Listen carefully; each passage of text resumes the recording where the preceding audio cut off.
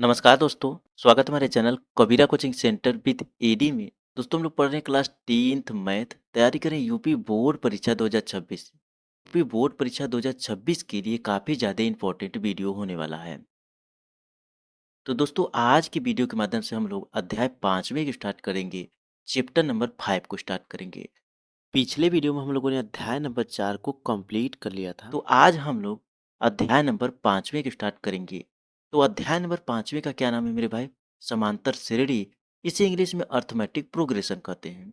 तो आज के वीडियो के माध्यम से फुल इंफॉर्मेशन हम लोग देखेंगे। Full information in this video में आप लोग को देखने को मिलेगा अध्याय 5वें का। तो मेरे भाई कोई भी चैप्टर, कोई भी अध्याय स्टार्ट करने से पहले उस चैप्टर के बारे में, उस अध्याय के बारे में अच्छी तरीके से जानकारी होना ज़रूरी है। जैसे इस चैप्टर का नाम है समांतर श्रेणी। तो सबसे पहले हम लोग कंप्लीट जानकारी देखेंगे कि समांतर श्रेणी किसे कहते हैं। इसके साथ-साथ इसके एग्ज़ाम्पल को भी देखेंगे, एक-एक चीज़ें अच्छी तरीके से समझेंगे। तो दोस्तों जो भी चीज़ें हम लोग पढ़ रहे हैं एनसीईआरटी एंड डॉक्टर मनोहरे की बुक से हम लोग पढ़ रहे हैं, क्वेश्चन को सॉल्व कर रहे हैं। तो कोई भी चैप्टर जैसे स्टार्ट करते हैं मेरे भाई, तो सबसे पहले उस चैप्टर के बारे में अच्छी तरीके से जानना बहुत ज़रूरी होता है। अगर उस चैप्टर के बारे में अच्छी तरीके से जान लेंगे, तब आपको प्रश्नावली के क्वेश्चन सॉल्व करने में काफ़ी ज़्यादा आसानी होगी। ठीक है मेरे भाई? तो चलिए हम लोग स्टार्ट करते हैं और अच्छे तरीके से समझते हैं कि समांतर श्रेणी किसे कहा जाता है। तो अध्याय 5वां है मेरे भाई, जिसका नाम है समांतर श्रेणी। इसे इंग्लिश में अर्थमेटिक प्रोग्रेशन कहते हैं। तो सबसे पहले हम लोग ये जानते हैं कि समांतर श्रेणी किसे कहते हैं। क्या जाने मेरे भाई? समांतर श्रेणी किसे कहते हैं? तो समांतर श्रेणी किसे कहते हैं, चलिए हम लोग जानते हैं। एक श्रेणी जिनमें किसी पद और उसके पुरोगामी पद का अंतर समाप्त श्रेणी में स्थित रहता है, समांतर श्रेणी कहलाता है। क्या बोला है मेरे भाई? एक ऐसी श्रेणी समझिए, या फिर एक श्रेणी कहिए, या फिर इसे एक ऐसी श्रेणी भी कह सकते हैं।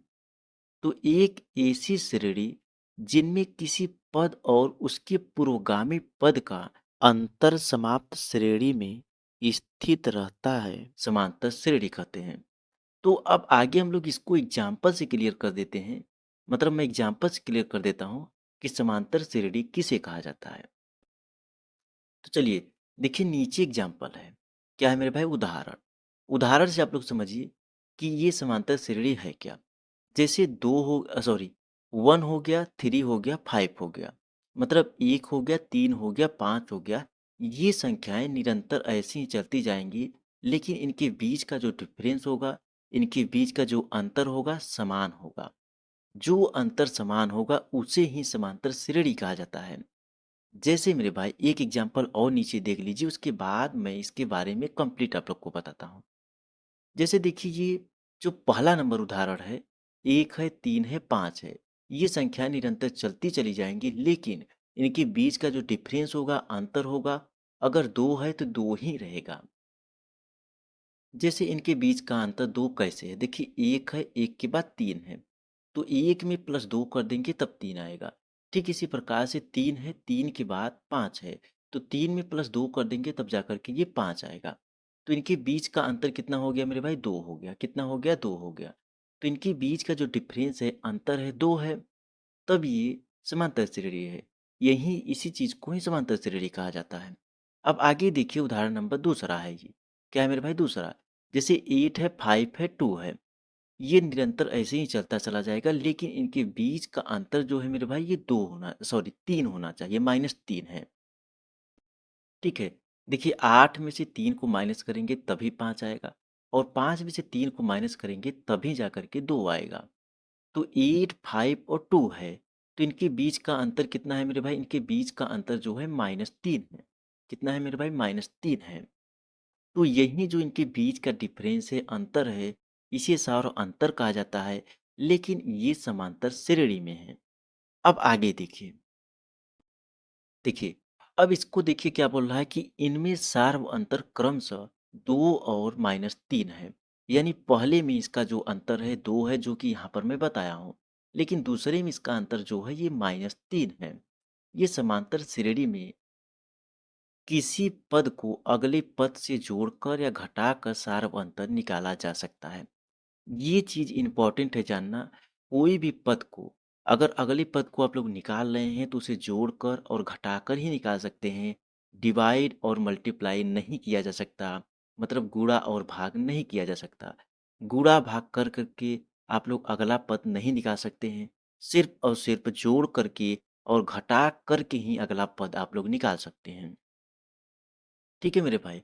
तो ये चीज़ हो सकता है क्लियर हो गया होगा कि समांतर श्रेणी किसे कहा जाता है। एक बार मैं फिर से क्लियर करना चाहता हूँ कि समांतर श्रेणी किसे कहा जाता है। जो नए स्टूडेंट होंगे हो सकता है ना समझ में आता हो, लेकिन फिर से सुनिए। क्या बोल रहा है कि एक ऐसी श्रेणी, यहाँ पर एक श्रेणी भी बोलिए या फिर इसे एक ऐसी श्रेणी भी बोल सकते हैं। तो एक ऐसी श्रेणी जिनमें किसी पद और उसके पूर्वगामी पद का अंतर समाप्त श्रेणी में स्थिर रहता है, समांतर श्रेणी कहलाता है। कैसे रहता है मेरे भाई? जैसे एकदम एग्जाम्पल मैं दे रहा हूँ, उदाहरण दे रहा हूँ। 1, 3 और 5 ये निरंतर आगे संख्याएं बढ़ती चली जाएंगी, लेकिन इनके बीच का जो अंतर होगा, डिफरेंस होगा, वो बराबर होगा, समान होगा।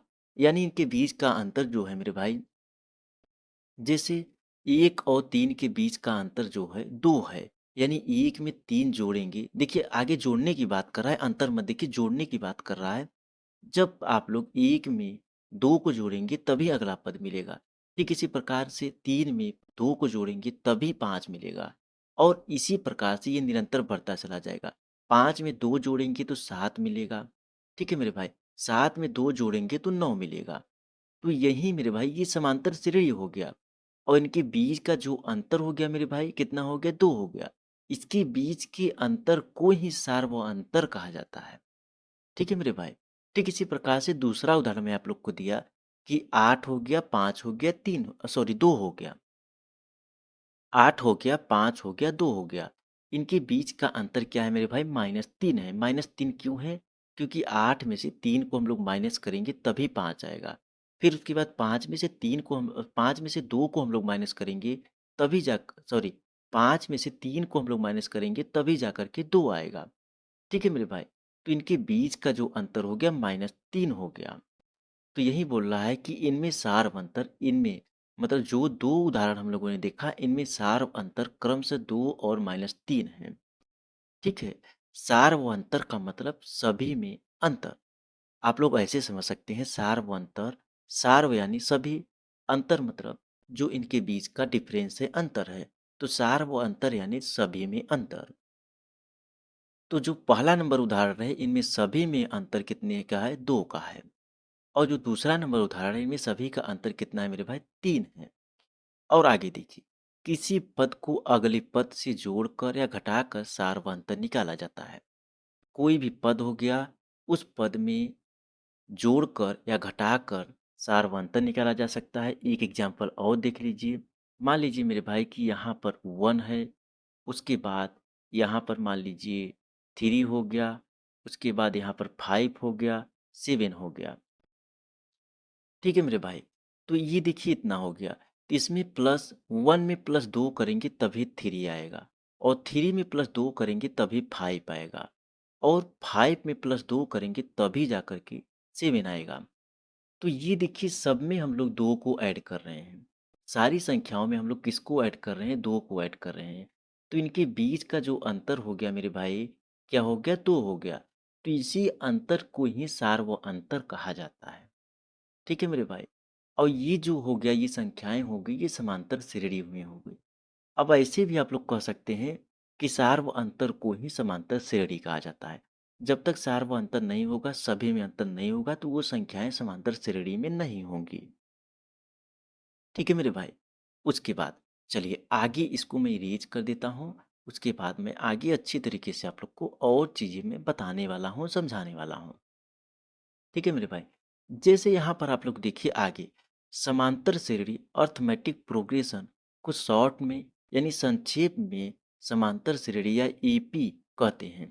यानी श्रेणी ऐसे समझ सकते हैं, एपी। तो आप लोग इसको ऐसे समझिए, जैसे ये समांतर श्रेणी स से स्टार्ट हुआ, इसका पहला अक्षर श्रेणी का भी पहला अक्षर, तो ये इसे 60 में ऐसे लिख सकते हैं। और अर्थमेटिक ए हो गया और प्रोग्रेशन पी हो गया, एपी भी कहते हैं। ठीक है मेरे भाई, इसे शॉर्ट में ऐसे भी कहा जाता है, एपी भी कहते हैं, समांतर श्रेणी। मतलब समांतर श्रेणी को शॉर्ट में ऐसे लिख सकते हैं। और अर्थमेटिक जो उसका इंग्लिश है, अर्थमेटिक प्रोग्रेशन जो कहते हैं, उसे एपी भी लिख सकते हैं। ठीक है मेरे भाई, जैसे ज़रूरी नहीं है कि आप लोग इसको इंग्लिश में पूरा पूरा लिखें और हिंदी में भी पूरा पूरा लिखें। ठीक है मेरे भाई, इसे संक्षेप में आप लोग लिख सकते हैं, जिससे जल्दी होगा आप लोग को। जैसे समांतर श्रेणी लिखेंगे, उसके बाद अर्थमेटिक प्रोग्रेशन लिखेंगे, तो यहाँ पर इसको न लिख करके समांतर श्रेणी को शॉर्ट में लिखिए। और अर्थमेटिक प्रोग्रेशन जो उसका इंग्लिश है, उसे एपी भी लिख सकते हैं शॉर्ट में, संक्षेप में, जल्दी के लिए। उसके बाद आगे हम लोग क्या देखते हैं, यह संख्याओं की एक ऐसी सूची है जिनमें प्रत्येक पद अपने पहले पद में एक निश्चित संख्या जोड़ने या घटाने पर प्राप्त होता है। वही चीजें हो गया मेरे भाई, जो हम लोगों ने पीछे देखा। क्या देखा हम लोगों ने, कि एक निश्चित संख्या का मतलब सारी संख्याओं में हम लोग एक निश्चित संख्या को जोड़ रहे हैं, तब जाकर के अगला पद मिल रहा है। एक एग्जाम्पल फिर दे रहा हूँ। जैसे यहाँ पर 2 हो गया, 2 के बाद यहाँ मान लीजिए यहाँ 6 हो गया, 6 के बाद क्या हो गया मेरे भाई, यहाँ पर 10 हो गया, 10 के बाद यहाँ पर क्या हो गया मेरे भाई, 10 के बाद यहाँ पर 14 हो गया। ये एग्जाम्पल मैं बता रहा हूँ सार्व अंतर किसे कहा जाता है। अब देखिए मेरे भाई, 2 प्लस हम लोग 4 करेंगे तब जाकर के कितना आएगा, 6 आएगा। ठीक इसी प्रकार से 4 प्लस हम लोग क्या करेंगे मेरे भाई, 4 प्लस 4 करेंगे तब जाकर के कितना आएगा, 1 मिनट, यहाँ पर 4 प्लस 4 नहीं, 6 प्लस 4 होगा ना। यहाँ पर देखिए 6 प्लस 4 करेंगे तब जाकर के 10 आएगा। तो यहाँ पर 10 प्लस हम लोग 4 करेंगे तब जाकर के 14 आएगा। तो यहाँ पर देखिए सब में एक हम लोग एक निश्चित संख्या को ऐड कर रहे हैं, जोड़ रहे हैं। क्या कर रहे हैं मेरे भाई, सारे में एक निश्चित संख्या को जोड़ रहे हैं, तब जाकर के अगला पद मिल रहा है। तो यही बोल रहा है कि यह संख्याओं की एक ऐसी सूची है जिनमें प्रत्येक पद अपने पहले पद में एक निश्चित संख्या जोड़ने या घटाने पर अगला पद मिलता है। तो इसमें हम लोगों ने जोड़ा। ठीक इसी प्रकार से घटा करके भी मैं पीछे बताया कि एक निश्चित संख्या जोड़ने या घटाने पर ही अगला पद हम लोग को प्राप्त होता है। इस निश्चित पद को ही सार्व अंतर, कॉमन डिफरेंस कहते हैं। क्या कहते हैं मेरे भाई, इस निश्चित पद को ही सार्व अंतर, कॉमन डिफरेंस कहते हैं। यानी जैसे सब का अंतर कितना है मेरे भाई, 4 है।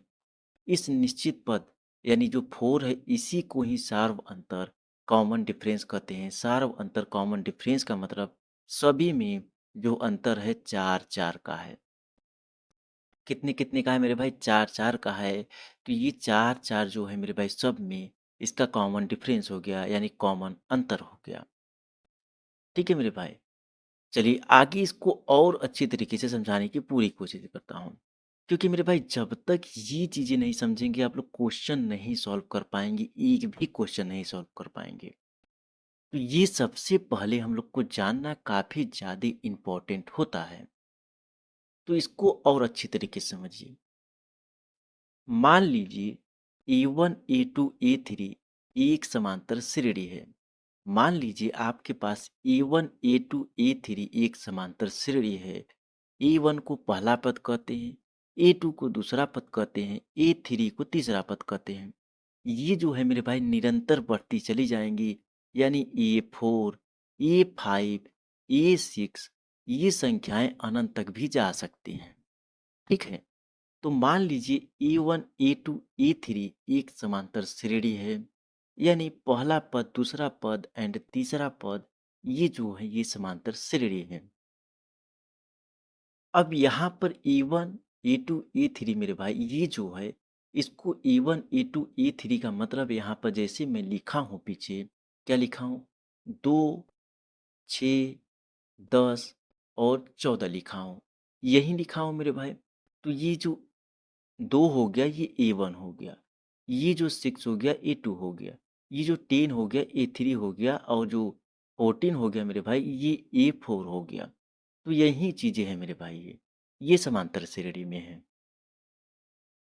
अब इसको उदाहरण से और अच्छी तरीके से समझिए। जैसे 2 हो गया, 4 हो गया, 6 हो गया, 8 हो गया, 10 हो गया। यह एक समांतर श्रेणी है। क्या है मेरे भाई? यह एक समांतर श्रेणी है। इसे A1, A2, A3, A4, A5 मतलब ये निरंतर ऐसे भी कह सकते हैं। इसे A1, A2, A3 भी कहते हैं और इसे 2, 4, 6, 8 भी कह सकते हैं। यानी इसकी जगह पे A1, A2, A3 इसलिए कहा जाता है क्योंकि इसकी जगह पे कोई भी संख्या आप लोग रख सकते हैं। ठीक है मेरे भाई?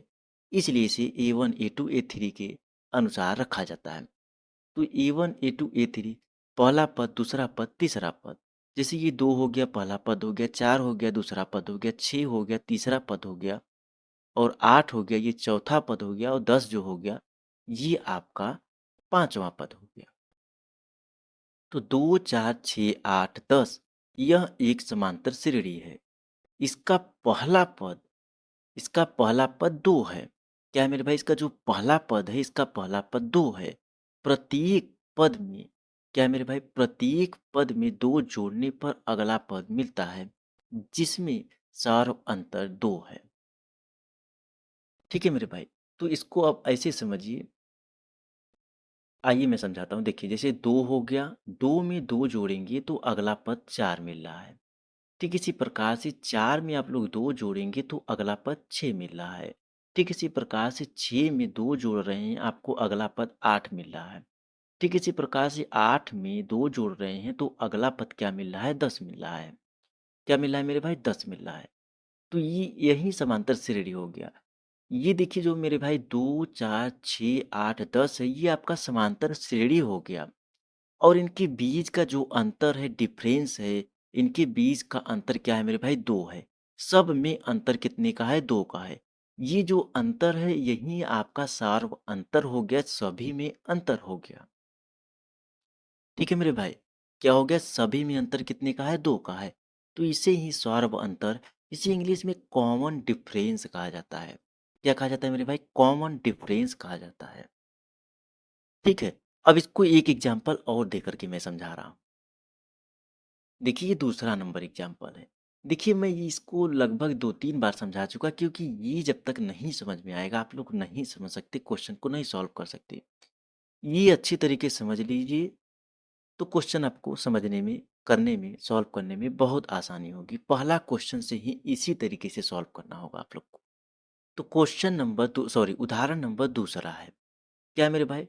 उदाहरण नंबर दूसरा क्या है? 2 हो गया, 5 हो गया, 8 हो गया, 11 हो गया और 14 हो गया। इसे A1, A2, A3, A4 और A5 कहते हैं। यानी पहला पद, दूसरा पद, तीसरा पद, चौथा पद और पांचवा पद भी इसी को ही कहते हैं। तो यह भी एक समांतर श्रेणी है। समांतर श्रेणी क्यों है मेरे भाई? क्योंकि इनके जो बीच का अंतर है, डिफरेंस है, वो समान है, इसीलिए ये समांतर श्रेणी में है। यानी आप लोग ऐसे भी समझ सकते हैं कि सार्वंतर और समांतर श्रेणी एक ही चीजें हैं। जब तक सभी में अंतर समान नहीं होगा, तब तक वो सार्वंतर नहीं होगा और वो अगर सार्वंतर हो गया तो वो समांतर श्रेणी में ही है। तो 2, 5, 8, 11 और 14 यह भी एक समांतर श्रेणी में है। इसका क्या है मेरे भाई? इसका पहला पद 2 है। इसका भी पहला पद 2 है। प्रत्येक पद में 3 जोड़ने पर अगला पद मिलता है। प्रत्येक पद में 3 जोड़ने पर अगला पद मिलता है। जैसे मेरे भाई 2 में हम लोगों ने 3 जोड़ दिया, 2 में 3 जोड़ दिया हम लोगों ने तो 5 मिल गया। उसके बाद 5 में हम लोगों ने 3 को जोड़ा तो 8 मिला यानी अगला पद मिला। ठीक इसी प्रकार से 8 में हम लोगों ने 3 को जोड़ दिया तो अगला पद 11 है वो मिल गया। ठीक इसी प्रकार से हम लोगों ने 11 में 3 जोड़ दिया तो अगला पद जो 14 है वो मिल गया। तो आप लोग ये देख रहे हैं कि सब में हम लोग 3, 3, 3 को जोड़ रहे हैं। सारे पद में हम लोग 3 को जोड़ रहे हैं तब जाकर के हम लोग को अगला पद मिल रहा है। तो जो सब में हम लोग 3 को जोड़ रहे हैं, सारे पद में हम लोग 3 को जोड़ा, तो जो हम लोगों ने 3 को जोड़ा, वही आपका कॉमन डिफरेंस हो गया, सार्व अंतर हो गया। यानी सभी में अंतर कितने का है? 3 का है। ठीक है मेरे भाई? जो समांतर श्रेणी होगा, अगर अंतर डिफरेंस नहीं होगा तो वो समांतर श्रेणी नहीं होगा। डिफरेंस होगा तो वो समांतर श्रेणी और सार्व अंतर ही होगा। ठीक है मेरे भाई? तो ये आपको एग्ज़ाम्पल से मैं समझा दिया। इसलिए इस श्रेणी का सार व अंतर 3 है। इसलिए इस श्रेणी का सार व अंतर कितना है मेरे भाई? 3 है। अब देखिए मेरे भाई, नोट जो लिखा हूँ ये इम्पोर्टेंट चीज़ है। क्या है मेरे भाई? सार व अंतर धनात्मक, ऋणात्मक और शून्य भी हो सकता है। यानी जो सार व अंतर है, कॉमन डिफरेंस है, जो होता है मेरे भाई वो धनात्मक हो सकता है, ऋणात्मक हो सकता है, शून्य भी हो सकता है। धनात्मक और ऋणात्मक को मैं बता दिया, शून्य भी हो सकता है, ये समझ सकते हैं आप लोग। ठीक है मेरे भाई? तो ये चीज़ें आप लोगों ने बहुत अच्छी तरीके से समझा और मैं बहुत अच्छी तरीके से समझाया, क्योंकि मैं बार-बार उसी चीज़ को रिपीट किया हूँ, ताकि आप लोग को अच्छी तरीके से समझ में आए। मैं एग्ज़ाम्पल दूसरा लिया हूँ, लेकिन रिपीट वही चीज़ों को किया हूँ, ताकि आप लोग को अच्छी तरीके से समझ में आ जाए।